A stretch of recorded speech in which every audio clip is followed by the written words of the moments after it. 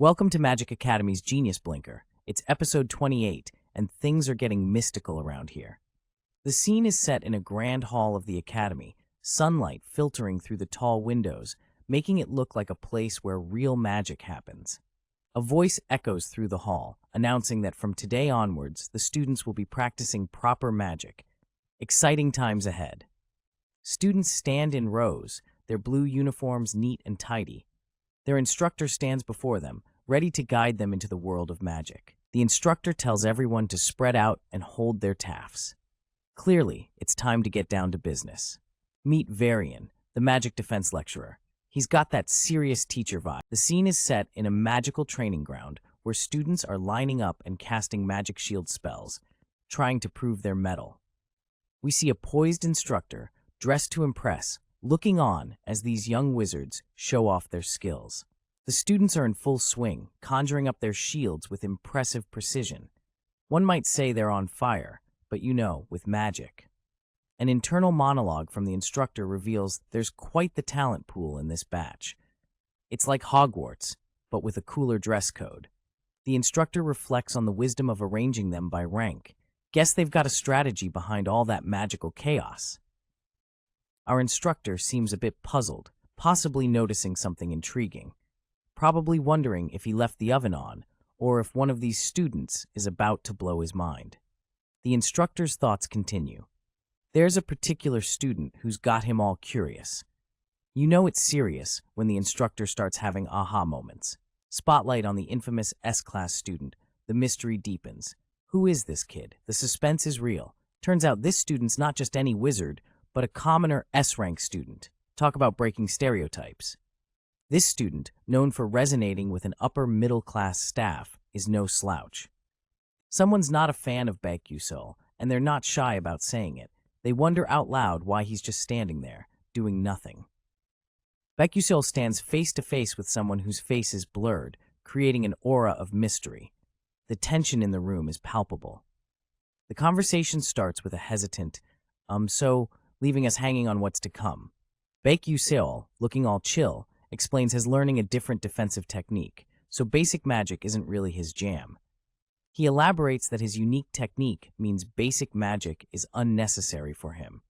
While someone's feeling a bit special, the mysterious person, now curious, acknowledges Baek Yusul's claim of having his own defensive technique. Their intrigue is evident. The thought bubble reveals skepticism about Baek's claim. The person thinks it be understandable if Baek were learning elite magic like Princess Hong Bian, but doubts a commoner could pull off such a feat. A continuation of the skeptical thought, questioning how Baek, being a commoner, could learn something extraordinary. Rumors swirl that Baek Yusul's magic skills are limited to blink. The mystery deepens about what he's really capable of. The last panel leaves us with an if so, implying there's more to Baek Yusul than meets the eye. The scene opens with a request for a demonstration of an incredible defensive technique, directed towards a character with a blurred face. The requester, a young man with brown hair and a serious expression, seems eager to showcase this technique to the students. Next, we see a mysterious figure facing away, possibly the one being challenged to perform the demonstration. The room seems to be filled with anticipation, as two well-dressed individuals are locked in conversation. Now, the focus shifts to an individual, likely the opponent for this demonstration. The young man, with medium-length brown hair and sharp eyes, stands with a composed demeanor, ready for what's to come. The crowd murmurs as someone mentions that a B-class opponent named Morso would be a suitable choice for this demonstration, hinting at the skill level expected. Three students, standing in the background, watch with a mix of curiosity and competitive spirit, dressed in their school uniforms. The tension in the air is palpable. The atmosphere takes a dramatic turn as the scene shifts to a dark, suspenseful tone, foreshadowing the intensity of the upcoming demonstration. Finally, we get a close-up of a student with long, flowing red hair and sharp blue eyes. His confident smirk suggests he's eager to take. The lecturer of defensive magic is having a moment of reflection. Those deep thoughts about making connections at the school. Connections are key, especially when you're trying to stick around. Morso Dorden from the Scalvan Empire gets a mention, and apparently it's a good move to leave him with a stellar impression. Our mystery lecturer asks, "What do you think?" to the blurred-faced character. We're left hanging, wondering what the answer will be. The lecturer thinks it'll be great for Morso Dordan if he can pull off some impressive magic against an S-class student. We're talking about making waves in the magic community, folks. The character in the frame agrees with the casual Grakes. Sure, why not? The page is just a blank space. Maybe it's the calm before the magical storm. The lecturer requests someone to step onto the platform. It's time for action, and the stage is set.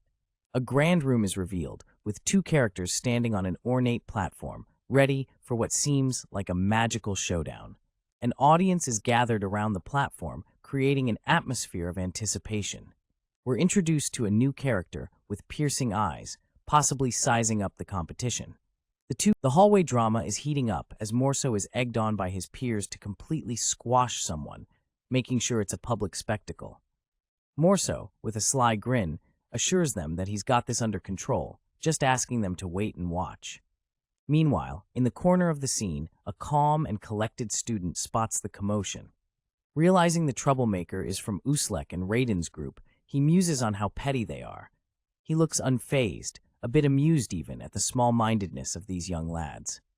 Reflecting on his current situation, our mysterious student admits that he's only attending this class because it's mandatory. Magic isn't in his toolkit, so it's not like he has many options. Yet, this doesn't seem to bother him much. As the scene unfolds, our introspective student remembers the reputation of Varian, who's been a bit of a legend since the first-year incident. It seems like history is about to repeat itself, and he's quietly observing from the scene opens with a young lad who's got that mischievous smirk. He's raring to go, and we're about to see just what he's got up his sleeves. Let's is all he says, and we know things are about to get interesting. Next up, we catch a glimpse of another character, possibly getting ready. There's tension in the air, like the calm before the storm. The young man stands tall, his attire crisp and sharp. He's confident, asking everyone to check out the results of his intense training. Seems like he's been working hard, and now it's time to show off. Hez ready to put his skills to the test, right here and now. The duel is set with clear rules, attack and defense turns, no magic outside of those turns. Sounds like a classic showdown, but with a twist. And just to make sure everyone's on the same page, you gotta stick to those magic-free rules. Morso is given the honor to kick off the duel. The anticipation is real, folks. Morso's got some mad skills, right? He's packing defensive moves like a pro, but here's the kicker. The dude's learned offensive Earth-class magic. That's a game changer. Looks like Morso's magic is gonna make it real tough to put up a decent defense. Everyone's feeling the heat, and they're bracing for what promises to be an epic showdown. Zooming in on our mysterious contender, this guy's got those intense eyes that scream, "I'm ready to rock." The air is thick with suspense. With a confident smirk, the anticipation builds as Morso gears up for the duel. His expression says it all. He's ready to unleash his newfound powers. The blurred-out face declares the readiness for the duel, adding a layer of mystery to this epic face-off. The tension is palpable. Two figures stand behind the speaker, their expressions a mix of surprise and apprehension. The atmosphere is buzzing as everyone gears up for what's coming. The duel is announced with a decisive call, sending shockwaves through the crowd. It's time to see who's got the chops to come out on top. Magic fills the air as the duel kicks off with a bang. Earth-class magic is flying around, and everyone's holding their breath. With power surging through the scene, the duel is in full swing. Morso's magic is a sight to behold, making the arena look like a mystical battlefield. The ground shakes and lights flash as the duel reaches its peak, leaving everyone at the edge of their seats. It's a showdown for the ages. In a bustling hall, a silver-haired student excitedly identifies a spell as second-rank magic. A student in a blue uniform appears surprised and a bit anxious about this breach of the rules, since only first-rank magic is allowed during basic practicals. Someone wonders aloud if Baek Yusol will be all right amidst this magical chaos. The scene shifts, showing an arrogant S-class mage about to unleash a powerful attack called Doreen Stone Pierce. The green magic energy surges, creating a bright explosion. The scene bursts into motion, with a young man standing confidently amidst a chaotic swirl of green energy. The aura around him hints at an impending action, and he's clearly not here to play patty cake. As we zoom out, we catch a full view of our hero's sharp attire. The swirling energy seems to almost lift him off the ground, adding a touch of mystique to his whole vibe. A blank page, a moment of calm before the storm, just a flash of light, signaling the shift from green chaos to something new, something blue. Now the energy turns blue, our hero's hand grips a sleek weapon, glowing with power. It seems like he's ready to unleash some serious energy. A close-up of the weapon, shining with intensity. It's clear that something big is about to go down, and our hero is prepared for it. The background changes to a dramatic blur, indicating a swift movement. Is this guy a ninja or what? Back to the hero, his eyes focused, as he maneuvers through the energy with precision. The intensity of his gaze suggests he's locked onto his target. The stance changes, showing the hero in action mode. The energy swirls around his legs and the weapon in his hand, creating a scene of sheer power. Another blank page, a hint of transition. The scene is about to shift again. The scene opens with our protagonist, a dapper young dude with brown hair, caught in a fierce clash. Glass shards fly around him like confetti at a party gone wrong. The camera pans down, showing the reflection of the chaos on the polished floor, adding a touch of elegance to the mayhem. An older gentleman, possibly a mentor or just a very concerned citizen, looks on with beads of sweat trickling down his face. Clearly, he's not having a good day. Enter the blonde youth, sporting a look that screams, "What on earth is happening?" His eyes are filled with bewilderment, possibly wondering if he missed the memo on the day's events. A redhead, who clearly needs a hug, is having a panic attack.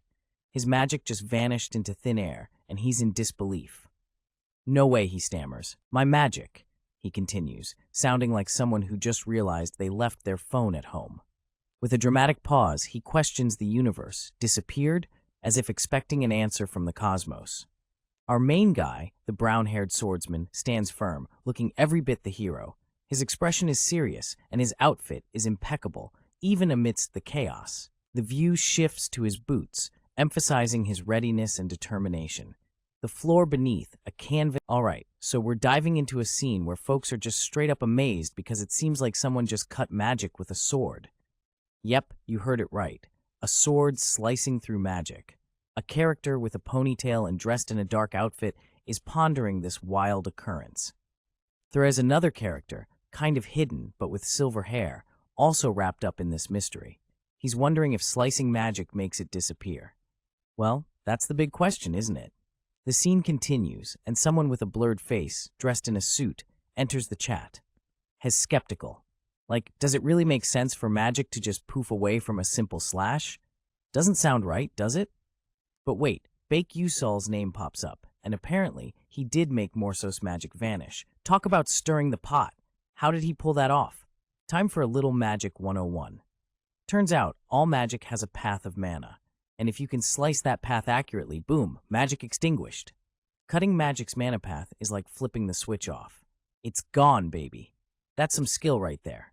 Then we see Bake Yusol, the one and only, in a magical spotlight. People are asking, Bake Yusol did that? Yep, he's the man of the hour. Finally, we get a full view of a character standing tall, holding a sword, possibly Bake Yusol himself.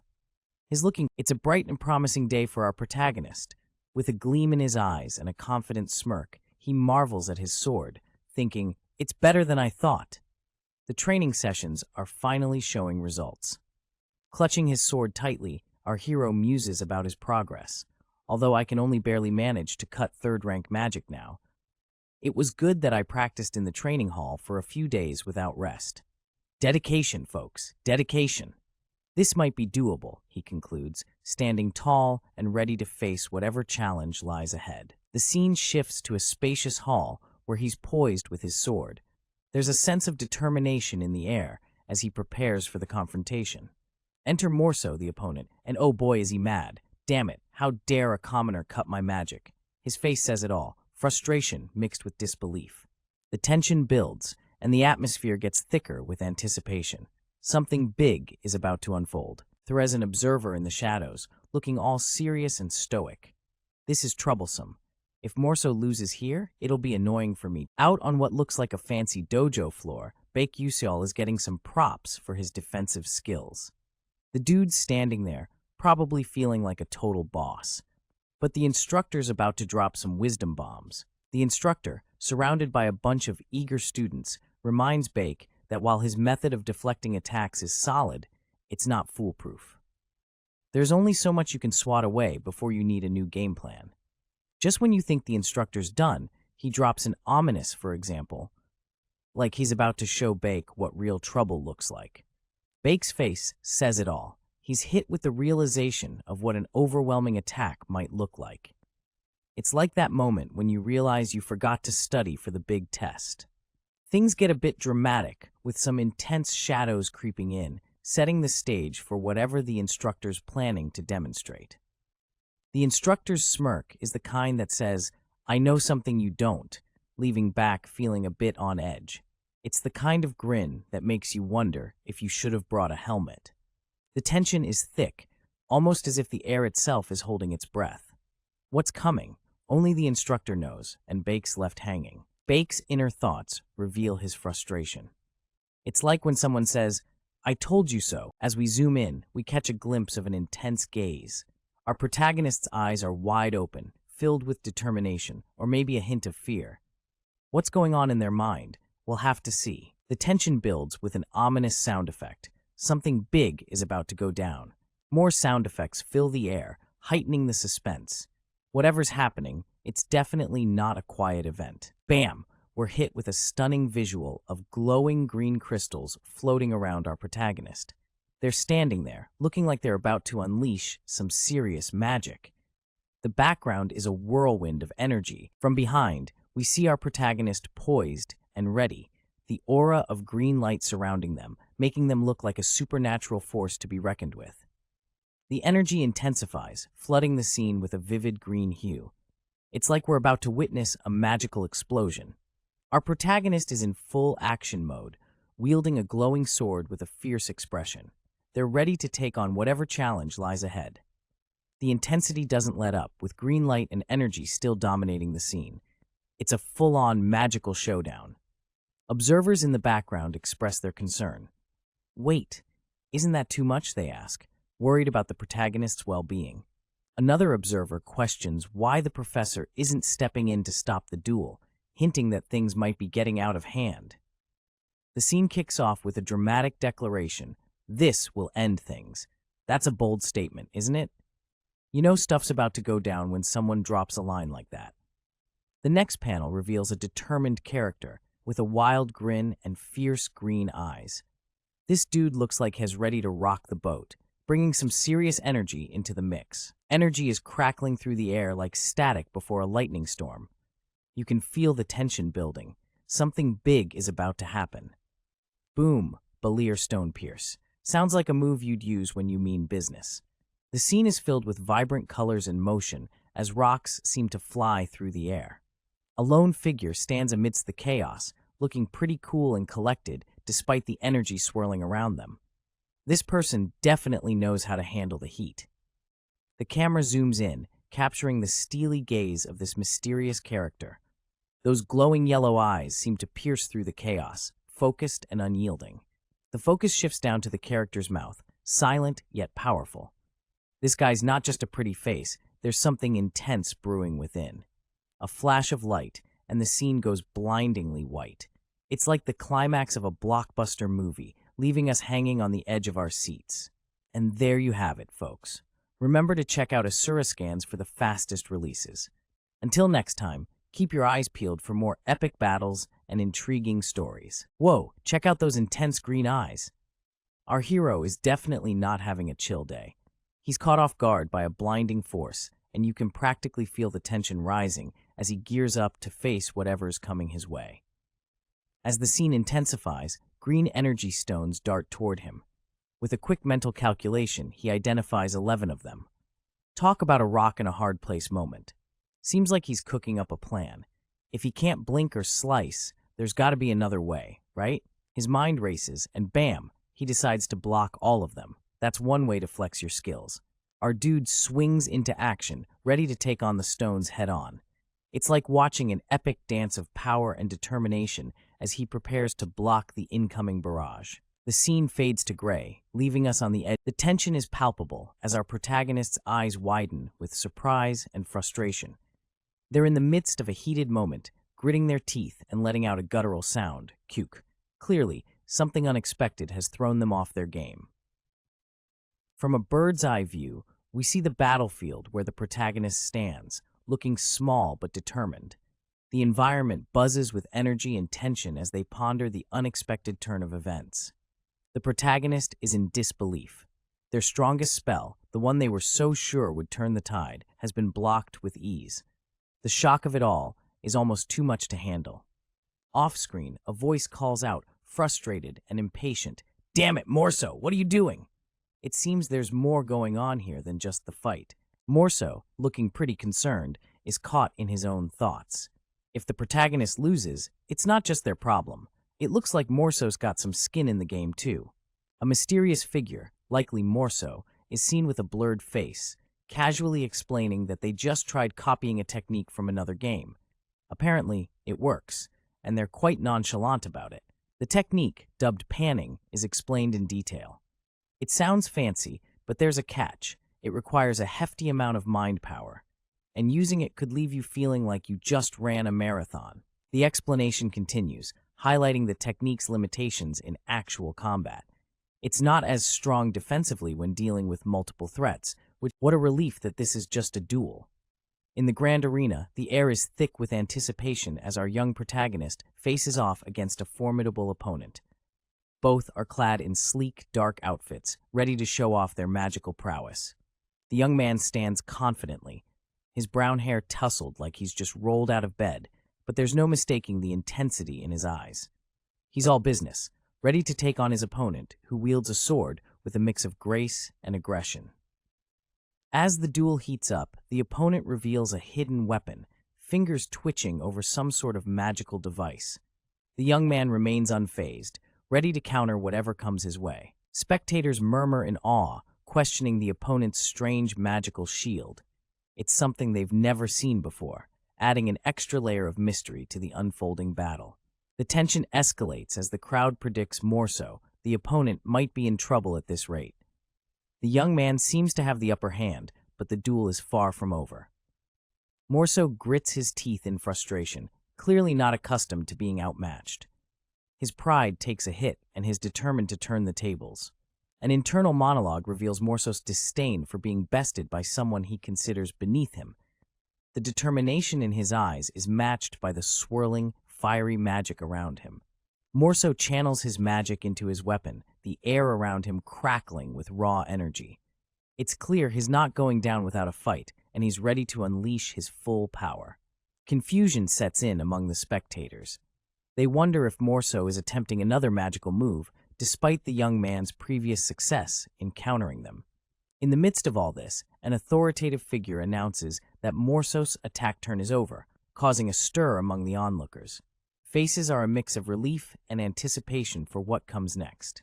The young man, unfazed by the announcement, seems to relish the challenge. He's encouraged to keep attacking, showing no signs of backing down in this thrilling duel. The scene is on fire as someone with fierce determination and wild hair challenges Baek Yuseol, shouting for him to prepare himself. It's like a showdown is about to go down, and you can almost hear the dramatic music playing in the background. The challenger is not backing down, and with a glow of green energy, they declare they won't let Baek Yuseol escape this time. It's like watching a live-action anime with superpowers and all. Just when things are getting intense, the scene shifts to a calm moment with the word lecturer. It's like someone hit the pause button on the drama. A new face pops up, a man with a curious expression saying, "Huh?" He seems to be in a school setting, the lecturer perhaps. The focus shifts to a group of people, one of whom might be Jeremy, dressed in formal attire. It's a scene straight out of a school drama. Someone asks what's wrong with Jeremy, leaving us wondering if he's involved in the earlier chaos or if he's just having a bad day. Meet Jeremy, the man with blonde hair, glasses, and a calm demeanor. He looks like he might be the brains of the operation. The scene continues with Jeremy standing confidently, but what's on his mind? Is he pondering the chaos or something else? Someone is questioning why Baek isn't getting his chance to strike back. It's like a game where everyone's waiting for their turn. A man's face is blurred, leaving us with suspense. He seems startled as he says, "That's." The page opens with an intense expression. Someone is clearly shocked or frightened. It's like they've seen a ghost, or maybe just realized they forgot to turn off the stove at home. The scene transitions to a conversation highlighting that the duel happening is far from basic. The stakes are high, and there's a concern that someone might get seriously hurt. Sounds like a level up or get wrecked situation. Students are standing by, and some are clearly not impressed with the teacher's role in this mess. One student boldly remarks that the teacher has no right to be in their position. Ouch, that's gotta sting. The focus shifts to a lecturer who is lost in the duel and only now realizes they've ignored the students' reactions. It's like watching a movie and realizing you missed all the important plot twists. The dueling area is seen, with two figures standing in opposition. The tension is palpable as they prepare to face off. The lecturer, looking flustered and a bit sweaty, mutters "lecturer?" as if he's questioning his own existence or his job title. He stammers about changing the situation, clearly stressed, as if he's about to switch lanes without signaling. Suddenly, there's a flash of magic, and a shield is summoned, indicating that things are about to get magical. It's like a wizard just dropped into a street fight. There is a bright blue light, perhaps the magic shield in action, ready to protect, or maybe just putting on a light show. The dueling Baek wins. The silence that follows is deafening as the crowd processes what just happened. Eyes wide, jaws dropped, it's a moment of pure disbelief and awe.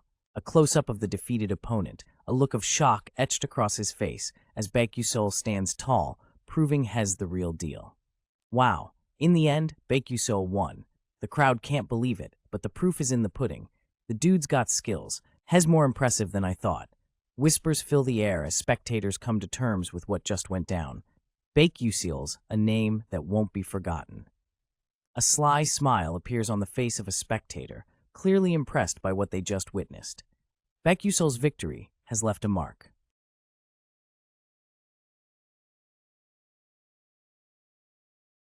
Sudden and dramatic vibes as the scene sets the stage with a loud sound effect, hinting at an intense moment about to unfold.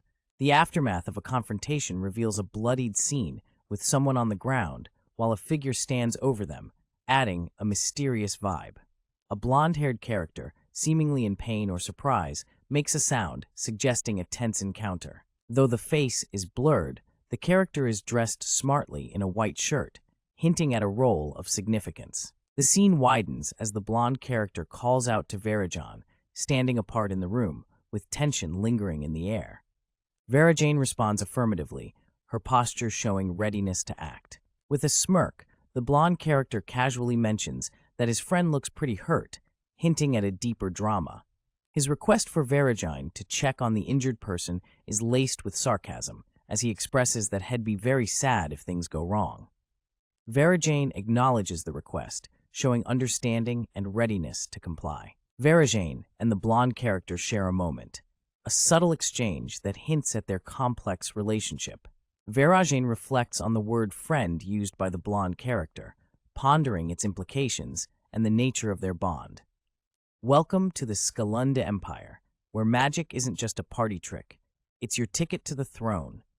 The Empire's all about magic, and if you're not a wizard, well, you're just not in the running for the crown. Meet our main man, Crown Prince Jeremy Scalvin. This kid isn't just any prince. He snagged the crown at age 12 by out-magicking his siblings. Talk about sibling rivalry. Jeremy stands tall and proud in front of the throne, a reminder that he's the top dog in this magical kingdom. Has not one to mess with, as the Dordan family found out when their lack of loyalty got them booted from the political scene faster than you can say abracadabra. Jeremy's got his eye on someone who isn't singing his praises, which means bad news for the Dordan family. They're out like yesterday's news. But wait, there's more. It's not just about the political world. Jeremy's got his royal sights set on a commoner, Baek Uh-oh, things are heating up. A girl with long gray hair and sharp brown eyes seems worried as she talks about Baekusol's predicament. She spills the tea that catching Prince Jeremy's eye is like catching a cold, unwanted, and definitely inconvenient. Poor Baekusol. As if school wasn't hard enough, now he's got a royal headache to deal with. Meanwhile, the scene shifts to the school grounds, where students are blissfully unaware of the royal drama unfolding. All right, folks, picture this. A classroom buzzing with the sound of alchemy experiments. Students in white coats are busy working away, but the real buzz isn't just from the potions, it's from the latest hot topic, Baekusol. This S-class student has got everyone talking, especially after he brought up chivalry. Who does that in a magic academy, right? Two students are having a chuckle over Baekusol's antics. One of them can't believe the guy's trying to pull off chivalry here. But hold up, turns out Baekusol isn't just talk. He managed to beat Morso from the Dorden family. Now that's something you don't hear every day. Looks like the Dorden family is a big deal in the Scalvan Empire, and Baekusol's win against them is the talk of the town. Or rather, the talk of the academy. There's a girl in the crowd who's not too thrilled about all this chatter. Everywhere she goes, it's Baekusol this, Baekusol that. She's not looking for attention herself, but she's definitely not digging the vibe. She's feeling a bit ruffled, wondering just who this Baekusol character really is. Why's he got everyone so worked up? In comes Mazen Tiran, the alchemy professor. He's got that let's get down to business vibe and is ready to drop some knowledge. Time to focus, everyone. Professor Mazen Tiran is laying down the alchemy law. It's all about accurate measurements, precise timing, and getting that temperature just right. Alchemy's no joke, folks. Meet the man himself, Alchemy Professor Mazen Tiran. This guy's got the look of someone who knows his potions from his poisons. He's got the classroom's attention and is ready to take. Today, the students are diving into the world of alchemy, focusing on the Tiran Fatigue Recovery Potion created by their teacher. They are instructed to focus as they practice their skills. A lineup of test tubes sits on the table, holding various liquids ready for experimentation. The students are gathered around, trying to get their alchemy game on. Amidst the alchemical chaos, Altisha finds herself frustrated, calling the process annoying. She's holding a test tube, clearly overwhelmed by the intricate process. Altisha knows the stakes are high. One wrong move, and everything could go south. She's acutely aware of the dangers involved in alchemy. Her internal struggle is evident as she thinks about how particular and difficult alchemy is, and she tries to avoid it when possible. Professor Mazen calls out Altisha, warning her about the dangers of her actions. It seems like Altisha might be in a bit of a pickle. The professor questions if Altisha can even call herself an alchemist, adding to the pressure and tension in the classroom. Feeling the heat, Altisha apologizes, recognizing the seriousness of the situation. She's trying to navigate the complexities of alchemy. A prophecy looms over Professor Mazen, hinting that he will one day blacken and become unruly. It's a dark forecast for the future. Altisha decides she needs more ingredients, determined to continue despite the challenges. The scene opens with a mysterious giggle from a girl. She seems amused, or perhaps slightly mischievous, as she surveys whatever lies before her. Things take a turn for the more enigmatic, with a swirling purple energy filling the space, setting the mood for something magical or maybe sinister. A man, clearly in his element, chuckles to himself. He's thrilled with whatever concoction he's brewing in this mystic lab, clutching a test tube with zeal. His excitement is palpable, and he's busy adding ingredients to his mix, fully absorbed in his own world of alchemical wonders. The girl's curiosity peaks as she wonders aloud about Baekusol. What's his deal? Is he up to something more than just mixing potions? Her suspicions about Baekusol's intentions are revealed. Initially, she thought he was trying to get close to Aicel, but now she thinks otherwise. The girl concludes that Baekusol might not be a romantic after all, but rather someone with more questionable motives. She's puzzled by what she's witnessed. Deciding to brush off her suspicions for now, she shifts her focus to gathering ingredients, ready to dive into her own magical endeavors. A blank space follows, perhaps indicating a pause or transition, leaving the viewers hanging in suspense. The scene transitions back to the lab setting, with bottles and beakers lined up, ready for the next phase of potion making. It's all about the alchemy vibes now. A close-up of the lab table, showcasing the red potion bottles, hinting at the magical possibilities brewing in this mysterious setting. With a sigh of relief, our girl wraps up her work, feeling accomplished thanks to Flame's top-notch academic skills. She wonders what Asel is up to, hinting at another character's involvement. She turns to see another character, a girl with long blue hair, busy with a test tube, indicating some serious lab work going down. Our blue-haired character is in her element, handling her science tools. She seems pretty decent at it, but wait, decently? There's a hint of doubt creeping in. Our protagonist seems a bit surprised at the decently remark. Maybe she's questioning the true skills of the blue-haired girl. The scene shifts to a mystical revelation as Azel stumbles upon some magical engineering notes belonging to Mela. It's like finding the treasure map to some epic secrets. Pages of arcane scripts and diagrams float around, while our blue-haired girl looks intrigued, holding on to the book like it's the key to unlock. Here's where the legend begins. With whispers of a student who once crafted a high-rank compatible potion in class, and the question on everyone's mind is, how did she pull it off? Cut to a mysterious girl with long silver hair holding a potion bottle with the grace of a potion master. She's cool, calm, and collected, and you can't help but wonder what's going on in her head. Meanwhile, another student is scratching his head, puzzled as to why the potion-making process looks so ordinary when it should be anything but. Enter Baek-Yu-Seol, a student with a determined look and a finger to his lips as if he's about to drop some serious potion knowledge. The teacher, clearly not amused, asks Baek-Yu-Seol who gave him the audacity to change the ingredients as he pleased. Uh-oh, somebody's in trouble. Baek-Yu-Seol, with a confident expression, explains that his method is more effective. Talk about having some serious guts. Things heat up as the teacher confronts Baek-Yu-Seol, questioning if the result is really the problem here. Uh-oh, this is getting juicy. The teacher points out that Baek-Yu-Seol's concoction isn't quite the potion that was ordered. Oops, looks like someone's creative liberties might have gone too far. Baek-Yu-Seol, looking a bit surprised, drops a simple, "What? Sometimes less is more." The tension builds as the teacher wonders aloud if Baek-Yu-Seol has somehow made something entirely. The scene opens with a smartly dressed young man rocking a pair of glasses that could probably see through time. He's got that "I know something you don't" look in his golden eyes. His brown hair seems to defy gravity, just like his enigmatic aura. Zooming in, we see him thinking, the quality potion that I sell was supposed to make. All right, now we're talking serious business. What's up with this potion, and why's it got our guy looking like he's solving the world's biggest mystery? A purple digital interface appears, heightening the sense of technological intrigue. Seems like we're about to dive into some high-tech alchemy. Finally, we see a call-out to asurascans.com, where this juicy tale is probably unfolding at lightning speed. The credits roll, leaving us hanging on the edge of our seats for what's next. In the midst of a scene where everything seems a bit off, a girl with long brown hair and an inquisitive look mutters to herself, "Something's strange." Her eyes dart around as if searching for the source of this peculiarity. Standing in the same room, she looks slightly perturbed. Her attire, a white blouse with a blue bow, suggests she's a student, possibly in a prestigious academy, but something's clearly on her mind.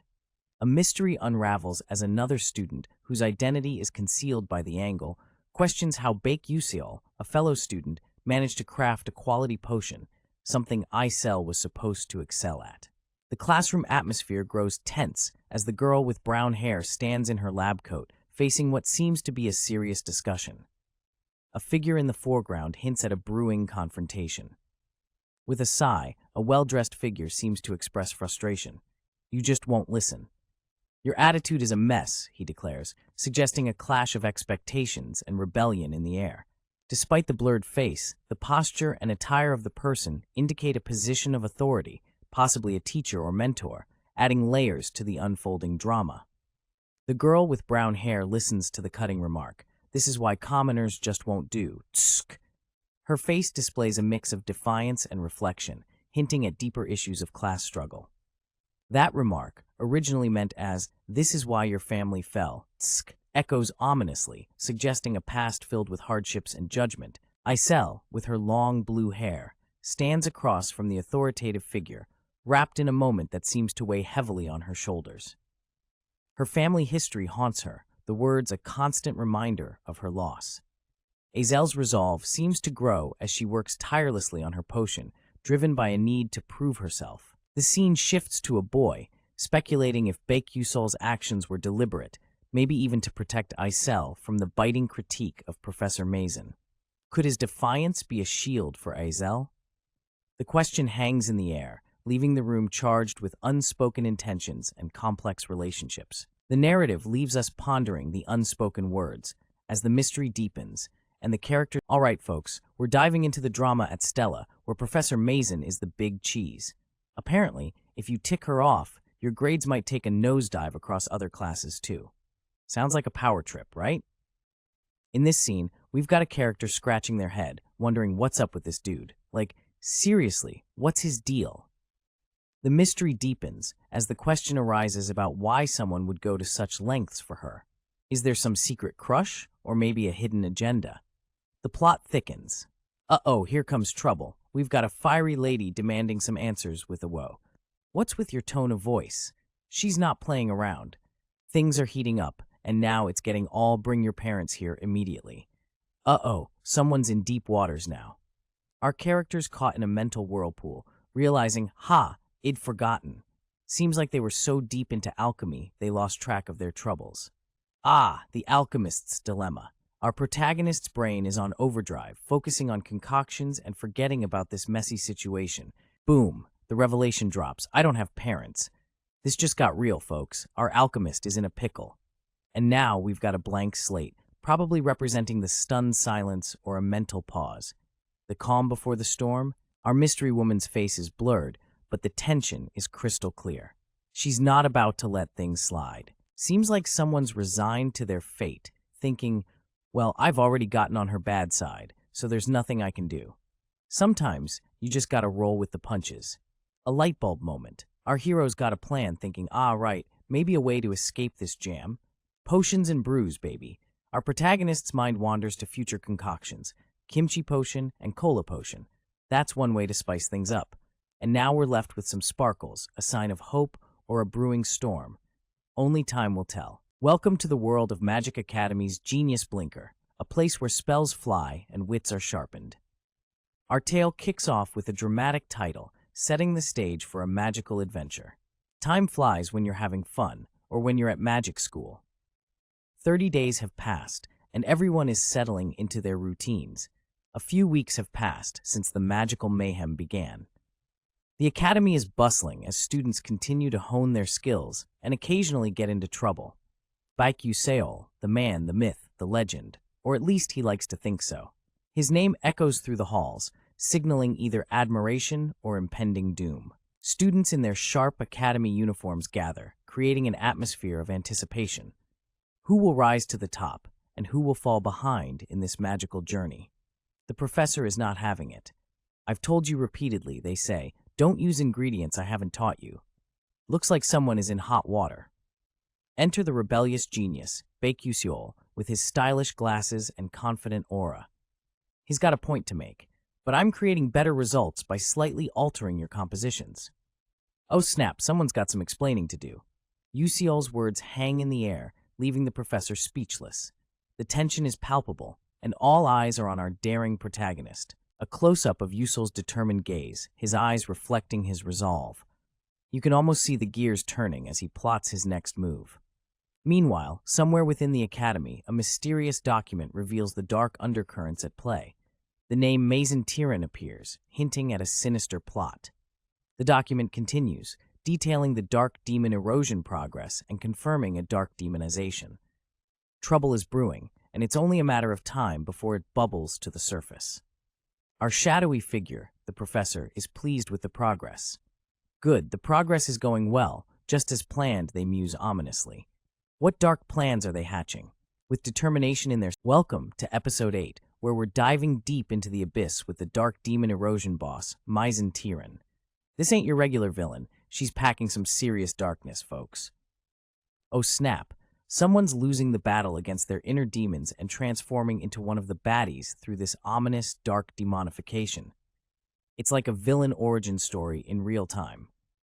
Behold the terrifying visage of the newly transformed dark demonic human.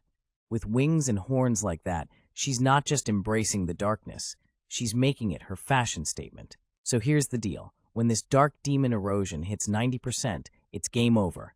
You're a full-blown dark demonic human.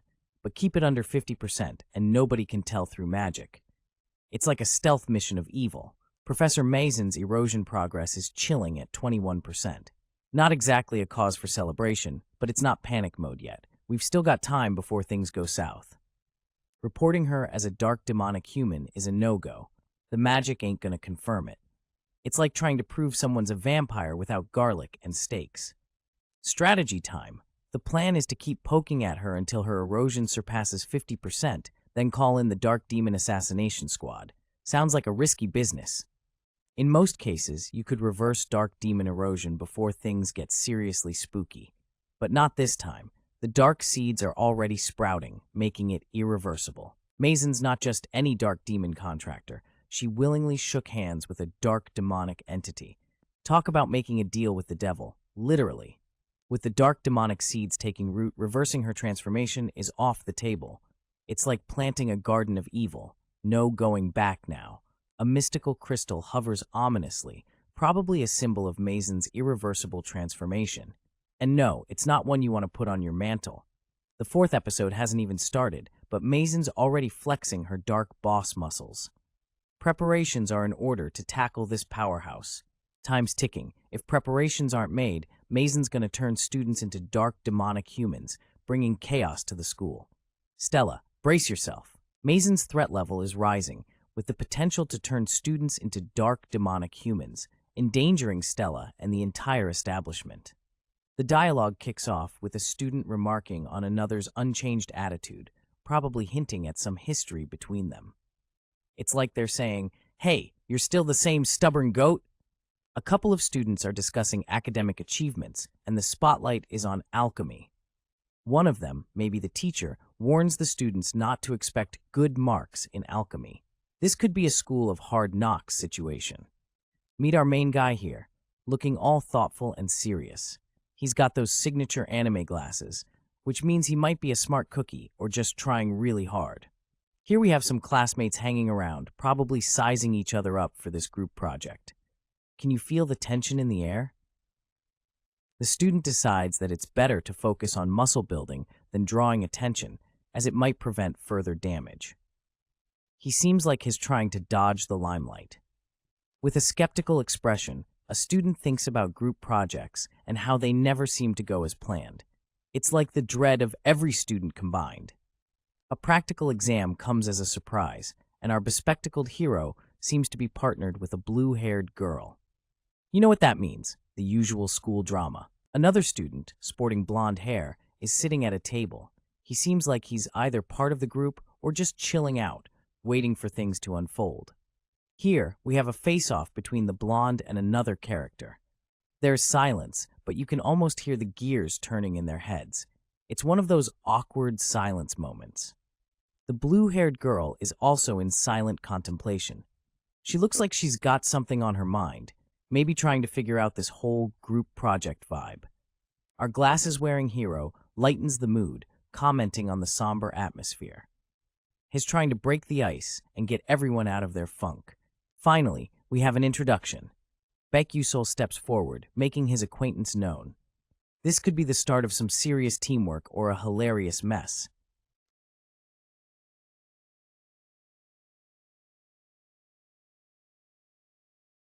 Meet Kasahun and Ma Liwan, two students caught in the whirlwind of academic stress.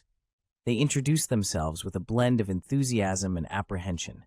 Isel Molf makes her entrance with her sky-blue hair and a voice full of resolve. She's ready to take on whatever challenges come her way. Our group of three finds themselves in a bit of a bind. With a sigh, they realize their group is, in their words, screwed. The dreaded Professor Mason enters the picture.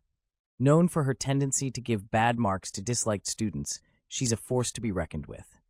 The anxiety is palpable, but a glimmer of hope appears as they think about the alchemists from the Alchemy Castle who will assess their practical exam. The students ponder over the situation, contemplating whether to give up, but a flicker of determination keeps them going. Despite the odds, they realize that Professor Mason can't single-handedly doom their grades thanks to the external assessment. Kasahun and Maliwan share a moment of realization, their expressions lightening up as they decide to face the challenge together. With newfound resolve, they decide to give it their all. Their spirits lifted, they prepare to tackle the task ahead. Asel Molf and her companion share a knowing glance, ready to face whatever comes next with determination.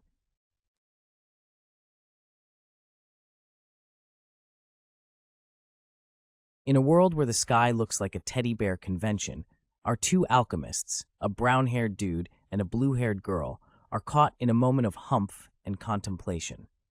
They're tackling an assignment involving a D-vitality potion, and they seem to think it's a piece of cake if they play their cards right. The duo's lab coats are all business as they chat about gathering ingredients, a key step in their alchemic journey. But then, the million-dollar question arises, who's going to grab the tail of a fire lizard? Our brown-haired protagonist, with a face full of mystery, volunteers to take on the daring task.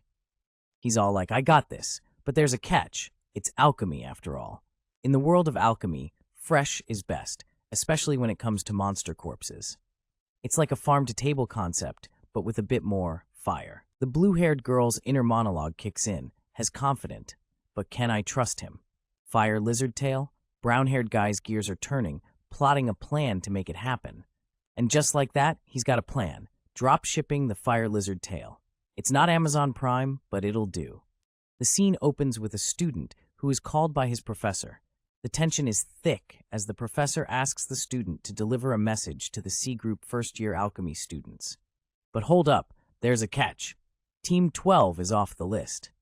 In the eerie silence that follows, the professor's face remains obscured, maintaining an air of mystery. The student agrees to the task, albeit reluctantly. As if the stakes weren't high enough, we learn about the alchemy practical exam, a do-or-die moment for aspiring alchemists.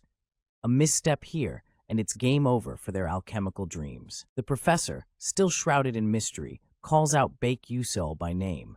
There is a hint of vendetta as the professor promises to show this student what it means to mess with a professor. The scene ends with an ominous sky, hinting at the impending showdown between the student and professor. In the middle of a wide schoolyard, our mysterious girl stands with a staff, looking like she's waiting for something big. The air is thick with anticipation. A voice breaks the silence with a simple commanding word, flame. The suspense is real, y'all. The girl turns her head, her eyes meeting a guy who's got something important to say. This looks like it's about to get interesting. He hands her a note, saying it's an alchemy announcement. But wait, there's more. She's not supposed to spill the beans to other students. The girl nods, accepting the note with a casual, thanks. But you know there's more than meets the eye here. The guy adds a sneaky little detail. She's got to keep this hush-hush. No gossiping in the hallways, folks. Our heroine processes the info, wondering how she'd explain all this if she just blurted it out. This secret's got layers. She's not just talking about any students, but specifically Team 12, where Baek Yusul is. Who's Baek Yusul, you ask?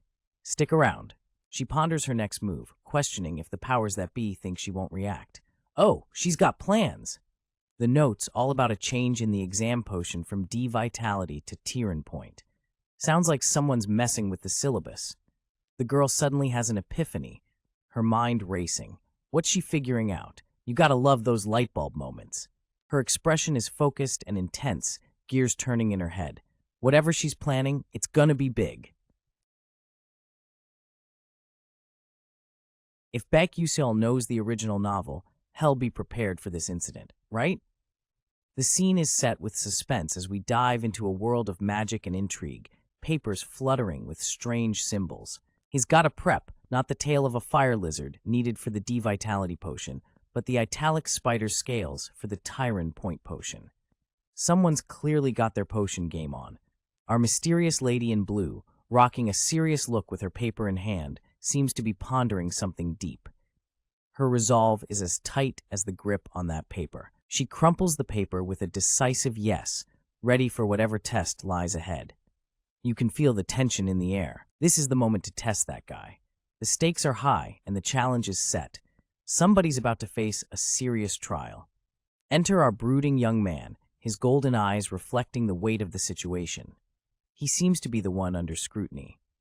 The lady, her face partially obscured, stands firm, holding on to her resolve in that paper, as if it's the key to what's coming next.